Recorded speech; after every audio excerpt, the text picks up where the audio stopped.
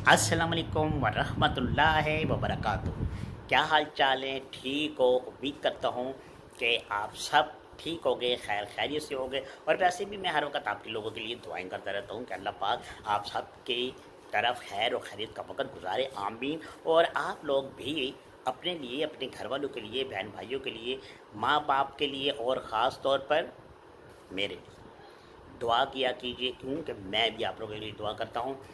तो चलें वीडियो को करते हैं आगाज़। और आगाज़ करने से पहले अगर अभी तक आपने हमारे चैनल को सब्सक्राइब नहीं किया तो अभी बेल का बटन दबाएं, लाइक करें और शेयर करें। और शेयर लाजमी किया कीजिए, क्योंकि अगर आपकी तरफ से कोई अच्छी बात किसी की तरफ पहुंचती है तो मैं समझता हूँ कि ये सदका जारिया भी है और सुन्नत रसूल भी। तो इसलिए अच्छे पैगाम पहुंचाते रहा करिए। तो आगाज़ करते हैं तीन बेवकूफ़ पार्ट टू का। पार्ट वन आपने पहले सुना, तो अब पार्ट टू, तीन बेवकूफ़। है ये मोहब्बत भी इंसान से क्या कुछ करवाती है कि इंसान ना चाहते हुए भी वो काम करने पर मजबूर हो जाता है जो उसने नहीं किया होता। ना कभी वो सोचता भी है कि मैं ऐसा करूँगा। अब मलका का हुक्म था कि उस बाबा को मार दो। वो बाबा नहीं है, वो बादशाह है और यहाँ सीआईडी करने आया है। और ना जाने क्या कुछ कहा। हर वजीर का जो बेटा था वो कश्म में था कि कहीं ऐसा ना हो कि मुझसे गलती हो और कोई गरीब मारा जाए। लेकिन जिस दलील, जिस मजबूती से मलका ने उसे कहा कि जाकर उसको मरवा दो, वो बादशाह है, तो इस बात को भी वो फरामोश नहीं कर सका था। अब फैसला तो वही होना था जो मलका ने किया। वजीर के बेटे ने क्या किया, चार गुलामों को लिया और साइड पर चला गया और कहने लगा, देखो जो इस बादशाही से निकलने के बाद बाहर एक झोपड़ी लगी हुई है, उसका अंदर एक बाबा रहता है जो ढोंगी बाबा है। तुमने जाना है और आज रात को जाकर उसको मार देना है, कत्ल कर देना है। मैं तुम्हें इनाम में 500 दरहम दूंगा। अब जब गुलामों ने 500 दरहम का नाम सुना तो एक दूसरे की तरफ देखने लगे खुशी के मारे कि 500 दरहम, शायद उस वक्त बहुत बड़ी बात हुआ करेगी। उन्होंने कहा, ठीक है, हमें मंजूर है, हम आज रात जाएंगे और जाकर उस ढोगी बाबा को मार देंगे। ठीक है जी, बात तय हो गई। वजीर के लड़के ने कहा, जब उसको मार कर आओ तो फिर आकर मुझे बताना, मुझे खुशखबरी सुनाना। कहा ठीक है। अब वो जो चार थे वो बड़े खुश कि बस एक आदमी को मारने हैं, वो तो वैसे भी ढोंगी है, वैसे भी फराडी है, धोखेबाज है। वजीर के बेटे ने कहा है तो मारना पड़ेगा भाई, और फिर हमें पैसे भी मिल रहे हैं। अब वो रात का इंतज़ार करने लगी। जब रात हुई, वो टाइम आया, चारों तैयार हुए और चल दिए जंगल की तरफ। जब झोंपड़ी के पास पहुंचे, जब झोंपड़ी के अंदर गए तो अंदर तो कोई भी नहीं था, झोंपड़ी खाली। अब इधर उधर देखकर चारों बड़े हैरान हुए, क्या वो बाबा कहाँ गया जिसको हमने मारना था? कहीं ऐसा तो नहीं कि वो भाग गया, उसको पता चल गया था? अबे यार, ये क्या हो गया? हमारे 500 दरहम वो तो ज़ाया हो जाएंगे। परेशानी के आलम में जिस वक्त ये झोपड़ी से निकलते हैं तो सामने देखते हैं कि वही बाबा खड़ा हुआ है। बाबा ने इनको देखा तो कहने लगा, हाँ भाई, तुम मेरी झोंपड़ी में क्या कर रहे थे? चोर हो, लुटेरे हो, या इरादा कत्ल से आए हो? क्या चक्कर क्या है? انہوں نے کہا بابا تو واقعی پہنچا ہوا ہے، ہم تو آئے تو ارادہ قتل سے ہیں اور وہ بھی تمہارا۔ بادشاہ نے کہا کیوں بھائی، میری تمہارے ساتھ کیا دشمنی، میں نے پہلے کبھی تمہیں دیکھا بھی نہیں۔ اور انہوں نے بولا کوئی بات نہیں، نہیں دیکھا تو کیا ہوا، ہم نے تو تمہیں دیکھ لیا ہے نا۔ بادشاہ نے کہا ٹھیک ہے، تم چار ہو میں اکیلا ہوں، لیکن میرے ایک سوال کا جواب دو۔ کیا؟ بول۔ بولے مجھے مارو گے تو تمہیں کیا ملے گا؟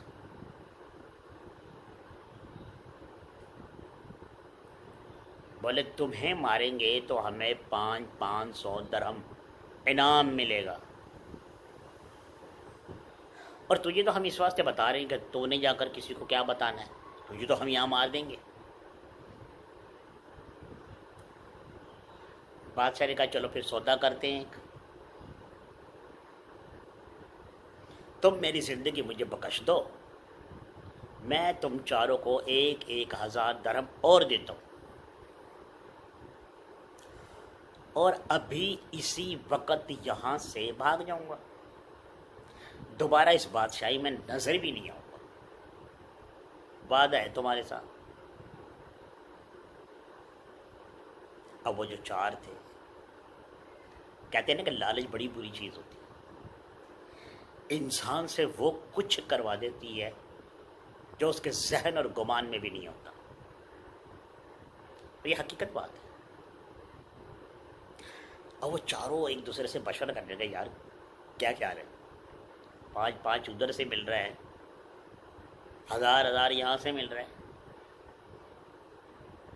اب جس نے کبھی 2 ریال بھی نہ دیکھا ہو، 2 درہم بھی نہ دیکھے ہوں، ان کے لیے اتنی بڑی رقم تو بڑا معنی رکھتی ہے نا۔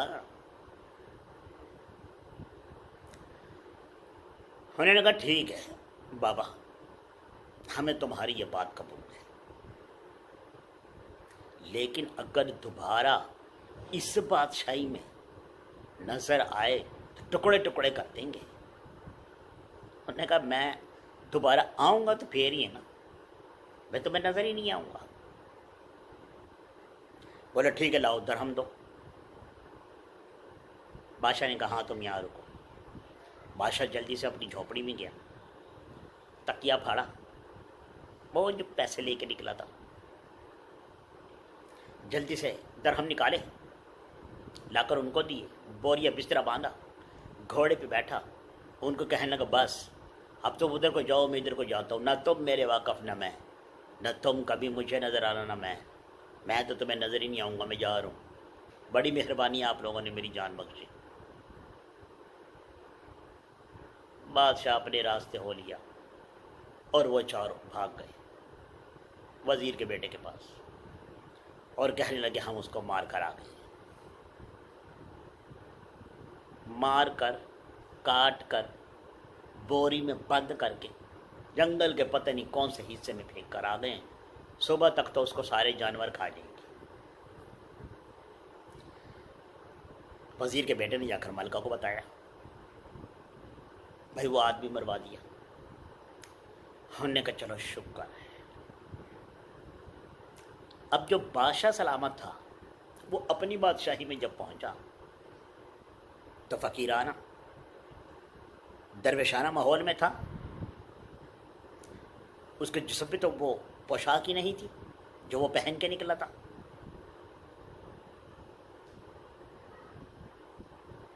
تو جب بادشاہی میں کھڑے کچھ لوگوں نے دیکھا تو انہوں نے کہا گھوڑے والے بابا کدھر جا رہے ہو، ہماری بادشاہ سلامت نہیں ہے۔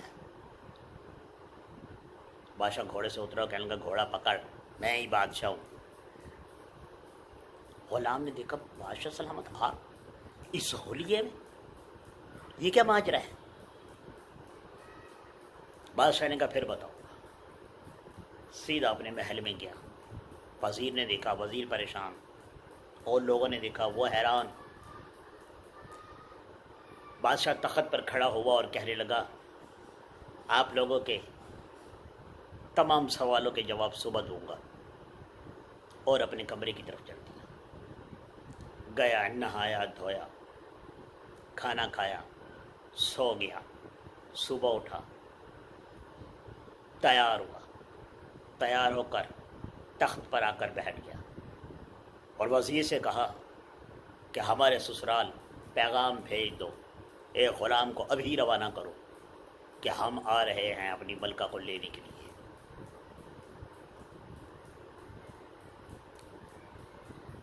वज़ीर ने हुक्म की तामीर की,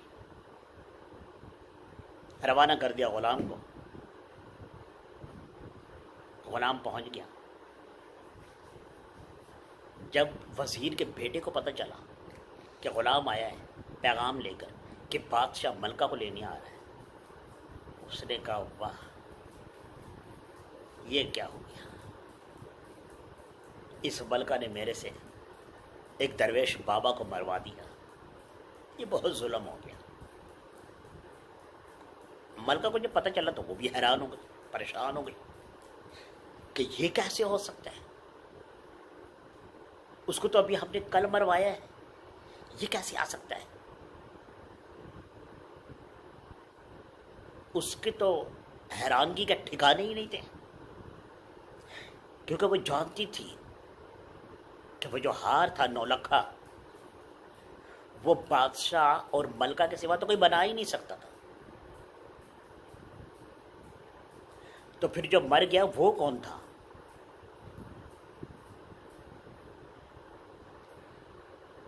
अब इन सवालों के जवाब तो वक़्त ही दे सकता था, और वो वक़्त ज़्यादा दूर नहीं था, आने वाला था। बादशाह अपने वज़ीर, अपने ग़ुलामों के साथ काफ़िला लेकर तैयार हुआ और मलका की बाप की बादशाही की तरफ रवाना हो गया। अब जब वहाँ पहुँचे, बड़ा इस्तकबाल हुआ, जोश व खरोश से तख्त पर बिठाया गया, बड़ी बातें हुई। आओ भगत, खाने का टाइम हुआ, खाना लग गया, सब खाना खा रहे थे। बादशाह सलामत ने अपने ससुर से कहा कि आज हमें आपसे कुछ चाहिए, क्या हम अर्ज़ कर सकते हैं? मलका के बाप ने कहा हाँ क्यों नहीं भाई, तुम हमारे दामाद भी हो, बताओ, कभी नहीं तुमने कुछ मांगा, आज तुम्हें क्या ज़रूरत है? बादशाह ने कहा वज़ीर के बेटे की तरफ इशारा करते हुए कि यह लड़का मुझे चाहिए, मैं इसको अपनी बादशाही में ले जाना चाहता हूँ, क्योंकि मैं जब से आया हूँ इसने मेरी बड़ी खिदमत की है। बादशाह ने कहा हाँ भाई क्यों नहीं, जैसी खिदमत इसकी यहाँ होती है लड़के की, हमारे वज़ीर का बेटा है, हमें यकीन है तुम भी इसको ऐसे ही रखोगे। तो बादशाह ने बोला कि बस तय हुआ कि हम जा रहे हैं और हमारे साथ ये लड़का भी जा रहा है। अब वो लड़का तो दिल में बड़ा ही खुश हुआ, बहुत ज़्यादा, कि मौजें ही लग गई। अब जहाँ मलका मैं भी वहीं, जल्दी से जाकर मलका को बताया कि तुम्हारे शहजादे ने हमें ले जाने का भी ख्वाहिश जाहिर की है, अब मैं भी तुम लोगों के साथ जाऊँ। मलका ने कहा अच्छा, लेकिन मलका की कोई बात भी समझ में नहीं आ रही कि ये क्या हो रहा है। बादशाह ने खाना खाया और अपनी फ़ौज को हुक्म दिया कि वापसी की तैयारी करो।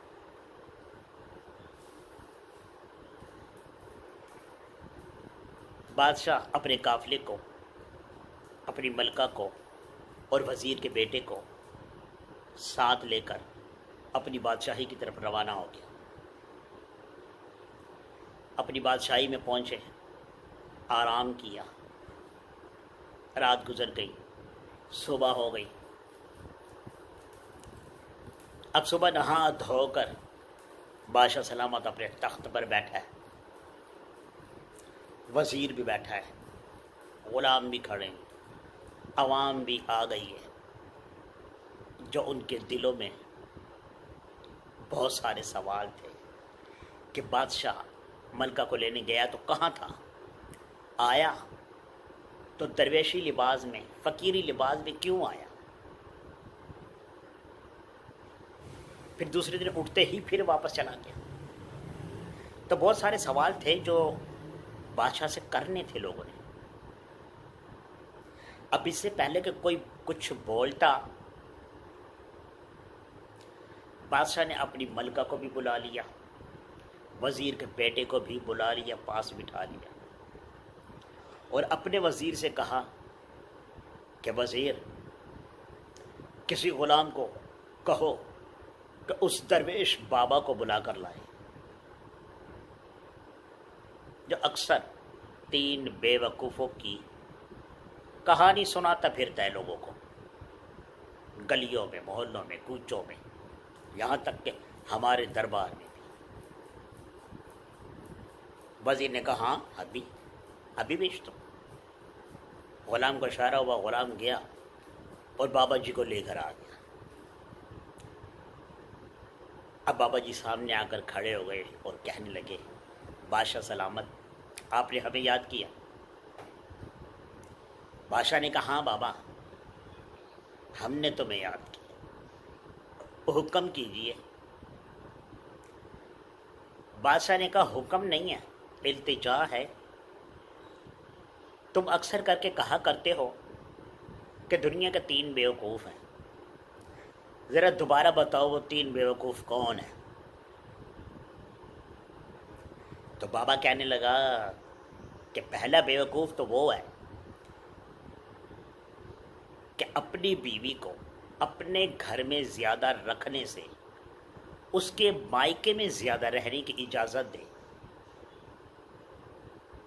پہلا بیوقوف تو بادشاہ وہ ہے. بادشاہ نے کہا وہ بیوقوف میں ہوں. تو سارے حیران ہو گئے اور بادشاہ کی طرف دیکھنے لگے کہ یہ بادشاہ نے کیا کہہ دیا. بزرگ بابا نے کہا کہ دوسرا بیوقوف وہ ہے جو دولت مند ہو، پیسہ ہو، لیکن اس کے باوجود وہ گھر سے خالی جیب نکلنے کا فیصلہ کرے، پیسہ لے کر گھر سے نہ نکلے. دوسرا بیوقوف وہ ہے. بادشاہ نے کہا کہ وہ دوسرا بیوقوف میرا یہ وزیر ہے. وزیر بادشاہ کی طرف دیکھنے لگا کہ یہ کیا، پہلا بیوقوف خود بن گیا، دوسرا مجھے بنا دیا. وزیر نے کہا بادشاہ سلامت میں؟ بولا ہاں. تو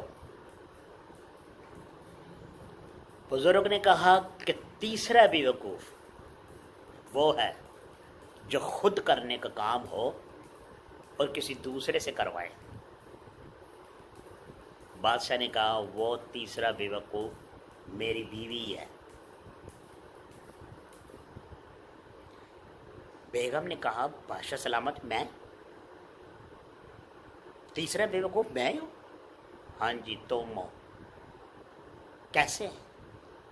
بادشاہ نے کہا بتاؤ. بادشاہ نے کہا بزرگ بابا پہلا بیوقوف تو میں ہوں کہ میری بیوی میں اپنے پاس کم اور اپنے مائکے میں یہ زیادہ رہتی تھی. یہ 4 دن کے لیے یہاں آتی تھی اور 2 مہینے کے لیے وہاں جاتی تھی. میں ہی بیوقوف تھا کہ سمجھ نہ سکا. دوسرا بیوقوف میرا وزیر، میں پیسے لے کے نکل رہا تھا تو اس نے مجھے روک دیا کہ یہ بادشاہی تمہاری ہے اور وہ بادشاہی تمہارے سسر کی ہے. ہمیں اس جنگل میں پیسے کی کیا ضرورت پڑے گی.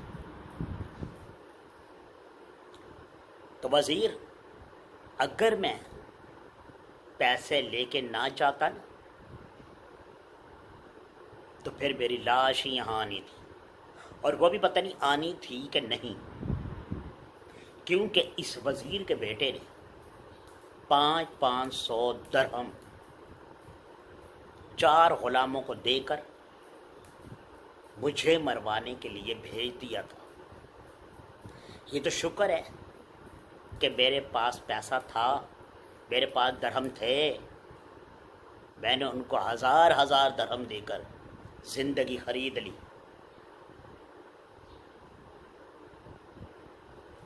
وزیر خاموش اور کہنے لگا بابا تیسری بیوقوف میری بیوی، جو کہ جانتی تھی کہ 9 لکھا ہار ایک میں بنا سکتا ہوں یا ایک یہ خود بنا سکتی ہے، تو جب یہ خود بنا سکتی تھی تو اس نے وزیر کے بیٹے کو کیوں دیا بنوانے کے لیے، جبکہ اس کو پتا تھا کہ یہ کوئی نہیں بنا سکتا۔ اس لیے تیسری بیوقوف میری بیوی ہے۔